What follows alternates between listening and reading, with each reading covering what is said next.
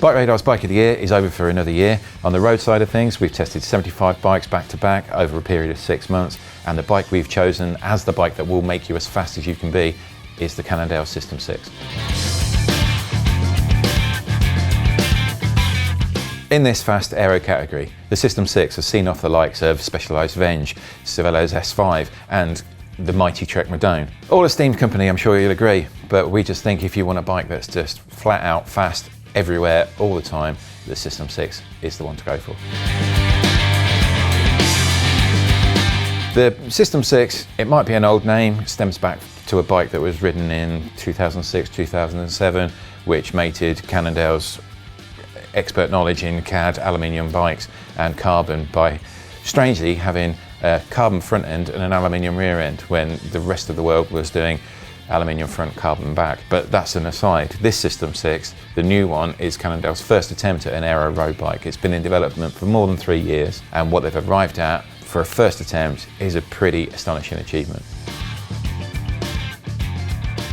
If, like us, you just thought aero road bikes were just a pro-only tool, the only guys that would get the best out of these were the ones that can ride at phenomenal speeds and hold that speed for a long time, then the R&D and the development that's gone in behind the new SystemSix might become as quite a surprise.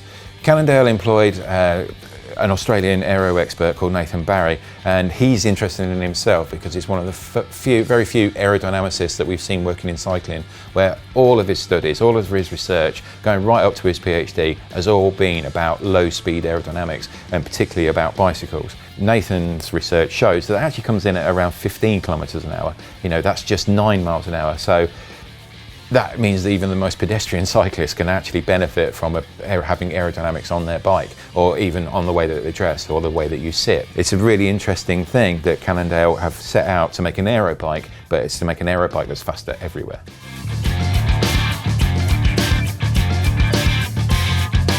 Calling the bike the SystemSix is actually a really apt name because you do have to look at this bike as pretty much a system. One of the key parts of this system is the Knot 64 wheel. Now, the 64mm deep carbon rim is quite an interesting shape. It's got a really radical design, and in fact the design is based on a licensed patent from Head, who are one of the pioneers of aerodynamic wheels, and it talks about the tangent angle between tyre and rim. So where you've got a shape where it actually sort of comes out from the spokes, bulges and narrows back in towards the tyre. The rim has a really wide internal dimension, but Cannondale are speccing it with just a 23mm wide tyre. That ends up being stretched over this wide internal, so it actually comes out at about 25.8mm, is what we've measured it up at.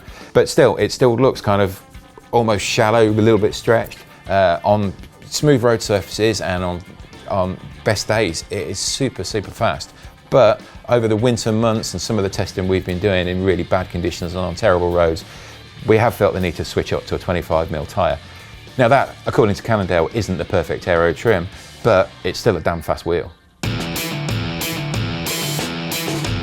Up front, there's another key part of this bike system as a whole, and that's in the Knot design bar. Now, this is what looks at first glance to just be yet another one-piece integrated aero bar and stem, but that's actually not quite what it is. What Cannondale have done is they've moved away from a traditional round clamp, and what they've got is it's actually like a cradle, you know, so it's a sort of scoop shape that the aero flat bar just sits into, and then you've got bolts that come up through, straight through the middle of the bar to actually clamp it down. Now, the advantage this has, it means that from your local Cannondale dealer, you'll be able to choose which stem, you know, and a bike at this price, you're obviously going to go and get professionally fitted for it. So you can choose a stem between 80 and 120mm long. There are obviously lots and lots of different width bars available at the same time, which can be interchanged when you go to buy the bike. But the other key thing is that because the bar isn't directly fixed to the stem, there's plenty of adjustment in how you like your bar to be positioned. In fact, you've got 8 degrees of fore and aft pitch on this. So if you like your bar slightly pointed down, slightly pointed back, all of that's available to you. You know, to have this bar system that has all the aero advantages of that flat-fronted one-piece design that we've seen from pretty much all of their rivals, to actually incorporate that, but then have the adjustability so that you can get the fit right, is really clever stuff. One of the things that we really like about this SystemSix is that although it is a complete full-on aero bike, it doesn't suffer from excess weight like a lot of aero bikes do. In the 58 centimetre size that I tested, it's just 7.7 kilos. That's damn light for a bike that's running 64mm deep carbon wheels, disc brakes, and as is fully aggressive and aero as this. We wouldn't have been surprised if it had weighed about a kilo more, as plenty of its rivals do. So that all adds to, when you combine it with its Evo-like geometry and the handling, that it all adds up to a bike that feels lighter and livelier than most aero bikes do. It just feels a much more accomplished all-rounder rather than something so singularly focused. Obviously, all of this cutting-edge technology comes at a price, and that price obviously is the price. This bike is 8.5 grand. That's a substantial amount of cash for anybody to lay out. That said, you do get really superb carbon wheels. These 64mm Duke wheels only weigh 1,600 grams a pair. That's really competitively light for such a deep wheel. It gets full Dura-Race DI too. You've got top-end equipment throughout, brilliant tyres, great saddle, all the system equipment, all this not equipment that's built into it. This is all real top premium stuff. And when you compare the quality of this SystemSix to some of its closest rivals, all of those bikes are between £1,000 and £1,500 more. So Cannondale, although this bike is expensive, compared to its rivals, they've done a pretty good job at keeping the price down. There is a strange little surprise that comes with the SystemSix. Built into the beautiful Cannondale SL chainset up front, you've got a power to max power meter.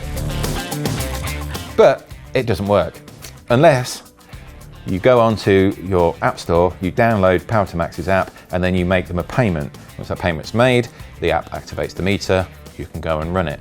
Now, you've already spent £8,500 on the bike. To activate this power meter, it's an additional £420 in the UK, or $490 US, or 490 euros. You could sort of consider that, well, you're giving me something that's not quite complete. Cannondale would argue that not all riders want a power meter, so they're giving you this hardware for free. It's a model that we've seen in other areas. Tesla are famous for selling you a car, but then half the features of the car don't work unless you then pay a little bit more through their online business model. So it's probably something that's going to come to the cycling world more and more. Cannondale have been quite brave in doing this. The first to do this. I think they're going to get a bit of flack for it, but their bike still, with its level of equipment, is cheaper than its rivals. Even if you bolt on that extra £420, that's still under 9 grand. The closest rival it has there is Specialized Venge S-Works, which comes with Specialized own power meter.